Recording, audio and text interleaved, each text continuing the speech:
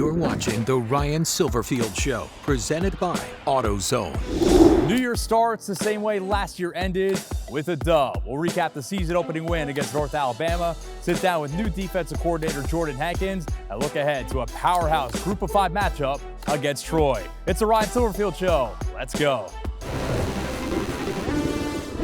The game is on. The Ryan Silverfield Show is presented by AutoZone. When you've got battery trouble, head to AutoZone, America's #1 battery destination. Get in the zone, AutoZone. Conway Services, official heating, cooling, plumbing, and electric partner of Tiger Athletics. Chick-fil-A, we didn't invent the chicken, just the chicken sandwich. RJ Young, technology solutions that power your business. And by Tennessee Lottery, turning dollars into dreams. The Tigers get a W, but we've only just begun. Hi, everybody. I'm Dave Woloshin. And I'm Doc Holliday. I can still hear the Tigers fight song. Let's take a look at the highlights. It's like Christmas morning, the opener for the most highly anticipated Memphis football season in years against North Alabama. First drive of the season for the Tigers. Always nice to get that first big play out of the way. Seth Hedigan, nice touch pass. Demir Blankenship over the middle. 35-yard gain has Memphis in business. Later in the drive, welcome to the 901. Mario Anderson, the South Carolina transfer, won't be denied. Powers into the end zone for the first of hopefully many touchdowns as a Tiger. 7-0 home team. The defense was flying around all night. Lions pull out a little trick play. Pass complete, but Kobe Minor deletes this dude on the tackle. The Indiana transfer making his presence felt early. Very next play, North Alabama back to pass. They throw it right to Matt Hudson. The Harvard transfer has his first interception as a Tiger. U of M takes over in great field position. And every time the defense forced a turnover, the offense capitalized. Ensuing drive off the play fake. And again to Anthony Lanphier in the back of the end zone. Put it on the board. Short touchdown doubles the lead. 14-0 good guys. The defense was taking no prisoners in this one. Ari Matu hesitates on the keeper. Can't do that because Bryce Edmondson is coming to clean you out. A few plays later, Matu flustered. He gives a gift to Davion Ross. First game in nearly a full calendar year. Welcome back. One of the easiest interceptions he'll ever get. Tiger ball. And is Memphis now tight end U? Off the turnover, Hedigan finds his other top tight end, Brendan Doyle, rumbling into the end zone. Cue that fight song. 32 yards on the score. Doyle and Lanphier each with a tutty for the tight end room. Tigers lead 21-0. Lions get the ball back, and Memphis takes it away again very quickly. Dennis Moody bottled up, and he coughs up the rock. Credit Greg Rubin with the forced fumble. Devon Dennis, another one of those transfers with the recovery. Memphis once again sitting pretty. And how about Anderson keeping cool under pressure in his Tiger debut? Mario says, what is good? 2 is better. 5-yard scamper to glory. Second score of the night for him. And now the route is really on. Tigers up 31-0 at the half. Fourth quarter, a good time to get another first-time Memphis touchdown. Greg DeWozier Jr., new to the program from UMass, darts to pay dirt for the 5-yard touchdown. All Memphis, all the time to start 2024. Tigers cruise to a 40-0 season-opening win over North Alabama. Let's hear some post-game chatter.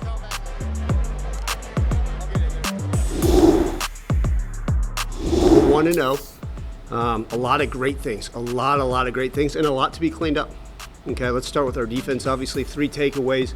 Anytime you get to go into a game and have 3 takeaways and don't turn the football over, that's a wonderful thing. I thought our defense flew to the ball and did a lot of nice things. You sit there and look at the things that we saw from the North Alabama's offense, right? I mean, 7 times they had 2 quarterbacks on the field, multiple muddle huddles, multiple reverses, just a lot of things to prepare for. I thought they played with great communication, great eyes. So quite pleased with the defense. 9th year, 5th as a head coach, so many unbelievable memories already. But you said something earlier this week that really kind of piqued my interest, and that was somebody asked you about uniforms. You go, well, I don't worry about that anymore. What do you know now that you didn't know then that has made you a better coach? Yeah, I think, one, we know college football is ever changing, so there's more that's come across my desk every year now with transfer portal, NIL, recruiting, all those different things that have occurred within the changes of the NCAA. But I think one of the things I've come to realize is every single day, there's going to be new challenges. When I wake up tomorrow, there's going to be challenges that I didn't even think about when I laid my head down at night. And I think one of the things is, how do I handle them? Right? Because adversity is going to continue, the hard's going to continue. It's just, how do I handle it? And I can't sit there and stress, okay, there's going to be some big fires I got to get on right now, and there's going to be some small fires. I understand that it's going to take some time to handle and put those out. And so, as a head coach now, I try to deal with everything, but I also understand patience, one day at a time approach, and handle it as it goes, because you can easily drive yourself crazy if you sit there and say, I got to get this, got to get this, got to get this, and there's no organization to it. Now, you've been here so long, you've seen some highlights, you've seen the program maintained, and you've taken it to another level. Do you have a biggest highlight or a biggest memory or most fond memory since you've been here? Yeah, I think there's been so many, right? Obviously, so very fortunate to be an assistant here for 4 years. I go back, no one's ever going to forget, obviously, college game day. What a remarkable day. That's one of those, it doesn't matter what you were, where you were. If you call yourself a Memphian, been a part of this program or the city, that's a memory that will last a lifetime that hopefully we get to repeat at some point here in the near future. Right, you think about college game day, you think about obviously winning the conference championship. My first game as a head coach was the Cotton Bowl, AT&T Stadium versus Penn State. Those are things that you'll never forget. And then I think about, what meant to a lot to fans. The Liberty Bowl victory, I think over Iowa State. I had so many fans tell me that, the win versus Mississippi State. I think those are some great, great memories. But I'm excited to create even more, and that's what's so fortunate. I think the sky's the limit for where we can continue to take this program. It's so funny, you've hit on so many of the ones I was thinking about. Let's go back to your very first game as the head coach. And here you are, Penn State in the Cotton Bowl. You don't know you're getting this job. What was that mind thing like for you in that moment? Well, I think, the biggest thing is not to get too caught up in the moment, but also everybody says, make sure you enjoy this. So when you run out, I got to look around and smile, because the last thing I want to do is, now a great focus and a great sense. And it's one of those things I've adopted as becoming a head coach, is just neutral thinking. You want to show emotions. I don't want to sit there and be a deadbeat on the sideline and not show any emotions. You want to celebrate the good and get frustrated over the things that aren't going your right way that you need to fix, but you got to stay in the game. And it's my job is to make sure that I'm able to parlay that into making sure our guys are going able and focused and be able to put it at their highest level, down in and down out. And so I think during that game, that was one of those things. Enjoy the moment, but don't get caught up in it. And I think, obviously the game didn't go the way we wanted, but I thought we managed it to the best of our ability. Now, being a coach, your thinking and approach has to be malleable because things constantly change. And what has changed the most since you were an assistant? And even from being a head coach, what do you think has changed the most, aside from NIL, because we know what that's about? Yeah, I think everybody always says, what was the biggest change from being an assistant to a head coach? Well, when I was an assistant, I got to just deal with my position room problems, right? As the offensive line coach, I had 15 guys, and that was it. Now as a head coach, I'm dealing with 200 different people, 200 different personalities, and a lot more problems. And that's one of those things of understanding, right? I'm responsible to coach the coaches. I'm responsible to making sure that the strength staff's doing what they're supposed to, nutrition, right? Custodial. Those are all falling under my umbrella, and it is linked to my name and the Memphis football program. And then it's my job to lead, to motivate, and continue to carry us in the right direction. And then we did talk about the changes, right? It's an ever-changing deal. I think, the ability to, hey, I've recruited this guy since his sophomore year of high school, get him, he becomes part of our program. Well, 6 months later, if it's not exactly what he wants or you want, they may not be a part of your program anymore. Jordan Hackett had just about the best job interview you could ever ask for at last year's Liberty Bowl. We'll talk with him about his new permanent gig coming up next. You're watching The Ryan Silverfield Show, presented by AutoZone. Welcome back to The Ryan Silverfield Show. When the Tigers had to hire a new defensive coordinator at the end of last season, they didn't have to look very far. Jordan Hackett proved over 60 minutes against Iowa State. He was the man for the job.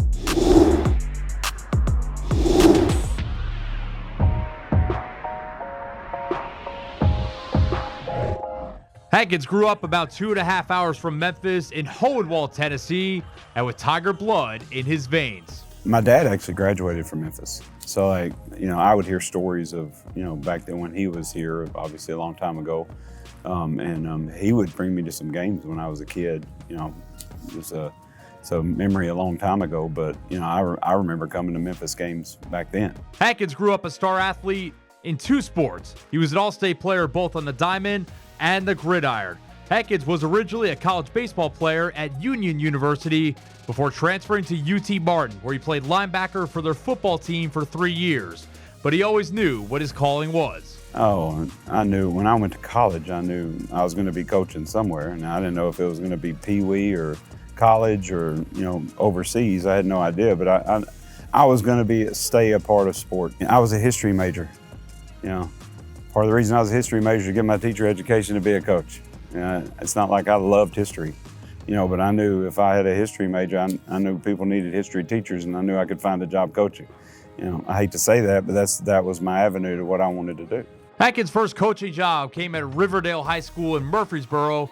He spent 3 seasons there before the opportunity to go back to Martin and coach at his alma mater came about. Coach Jason Simpson, who's still there, who has been great to me and my family, was recruiting some guys, at Riverdale High School. I was actually running the weight room at the time, and he had a guy leave and called me up. I had a sit-down discussion with my wife, and I was going to go back and get my master's in it. So I said, okay, we'll go here, we'll coach, we'll do this. And I think myself and my wife agreed on we'll give it 3 years. And 10 years later, we were still there and loving every minute of it, and just coaching football every day, and pouring into those players, all that, but it's worked out for us. After 10 years where he held 5 different positions, Hankins left for the country roads of West Virginia and a job at Marshall in 2020. After 1 season with the Thundering Herd, it was time to come back to his home state again, this time with the Tigers. I mean, Coach calls me, and obviously it was a no-brainer. My mother, who was already upset that I moved her grandchildren 10 hours from her home, when I called her and told her, we're going to go to Memphis, she said, that's great, you can never leave. That was the first thing she said, because, my sister lives in Memphis too, and she's got 6 children.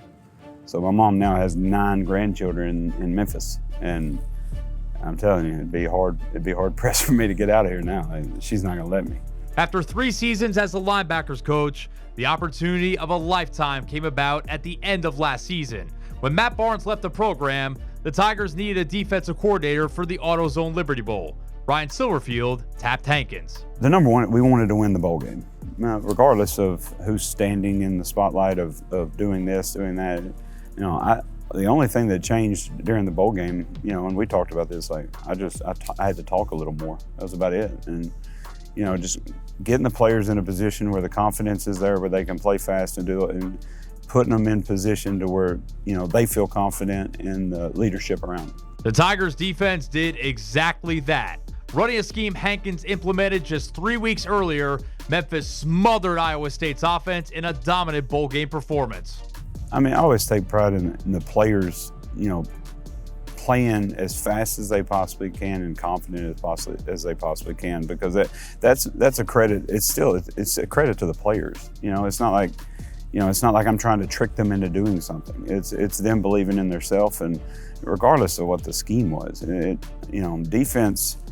Everybody knows what good defense looks like. Good defense looks like everybody's built in. The communication is at a high standard. The speed is at a high standard. Everybody's tackling together. Everybody's finishing on the ball. Everybody's celebrating together. So after that game, you're obviously the leader in the clubhouse to be the permanent defense coordinator. I know you did have to interview and go through that process. Do you remember the conversation or the phone call you had with Ryan when he offered you the permanent job? Oh yeah, absolutely. Yeah, and excited, obviously. My family loves it here, and giving us that opportunity, to me, it's so much more than me being the defensive coordinator, and because it's twofold. Do I love the job? Absolutely. I love coaching these guys. I think they work hard. I love being in this building every day. I love coaching these players, but with the family being comfortable, where they feel like they can grow. I got 2 sons and a daughter in school. My wife's an elementary school teacher. And she's bounced every time. Anytime we move, she finds a new job. And she's never. But being able to keep them, and where they can have continued success too, is just as big as me being the defense coordinator here. In his first season as the permanent defensive coordinator, Hankins has one core philosophy for his unit. Attack as many different ways as possible. Try to be as unbalanced and balanced at the same time. You know, try your best to play offense on defense. That's what I just want our guys to be confident enough to when the ball snaps, they know where to put their eyes. They know what to do. They know exactly the speed of the game that they should play in at every level. You know, but obviously a physical team that plays together.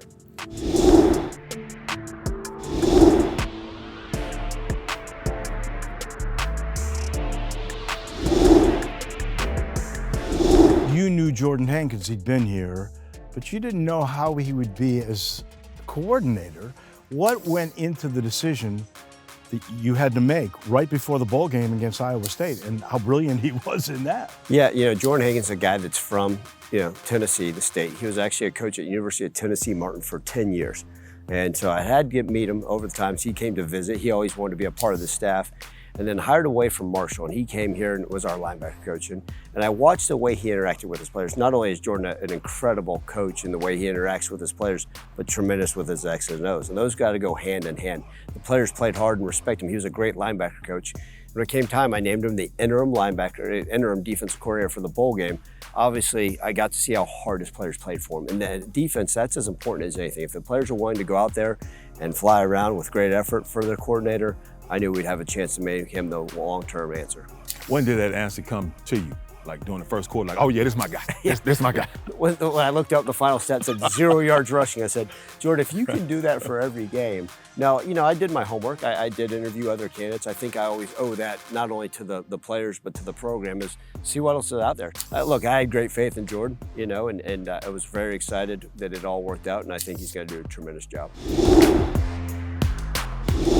This might end up being one of the best group of 5 games the entire season. We'll preview Troy coming to the 901 next. You're watching The Ryan Silverfield Show, presented by AutoZone. Let's take a look at the AutoZone road ahead.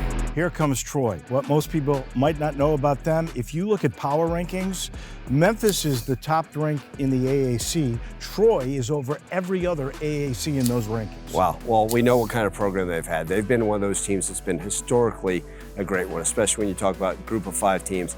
They've done a fantastic job. And I think one of those things people got to remember, their track record really recently has been tremendous. Back-to-back conference champions. So, we talked about playing Boise last year. This is a similar type of game. You're talking about a historically successful program that's had a lot of wins, back-to-back conference championships. They hired the former offensive coordinator at Notre Dame. They're going to be coming in here and trying to be top us. You know how good they are, and they're really a dangerous team to even be scheduled. I mean, there's no such thing as cupcakes in college football anymore, but our players will understand. I think that's part of it. I mean, a lot of them were recruited by Troy. Troy's done a fantastic job. They got great facilities and that winning tradition. So, look, I hope our fans understand it's going to be a tough game, and our guys will certainly understand that as well. When you've got battery trouble, head to AutoZone, America's #1 battery destination. Get in the zone, AutoZone. There's one expert out there that has Troy as the group of 5 rep in the playoffs. It's going to be a tough one and a good one. Back with a wrap in just a minute. You're watching The Ryan Silverfield Show, presented by AutoZone. That's our show for tonight. Thanks for watching. Next week, we talk Florida State. We'll see you then. The Ryan Silverfield Show is presented by AutoZone. Got a check engine light? AutoZone will check it for free with the free Fix Finder service. Available at every store. Get in the zone, AutoZone. Conway Services, official heating, cooling, plumbing, and electric partner of Tiger Athletics. Chick-fil-A, we didn't invent the chicken, just the chicken sandwich. R.J. Young, technology solutions that power your business. And by Tennessee Lottery, turning dollars into dreams. This copyrighted telecast is an exclusive presentation of Learfield under the broadcasting rights granted by the University of Memphis. Reuse of this presentation is prohibited without the expressed written consent of the University of Memphis and Learfield.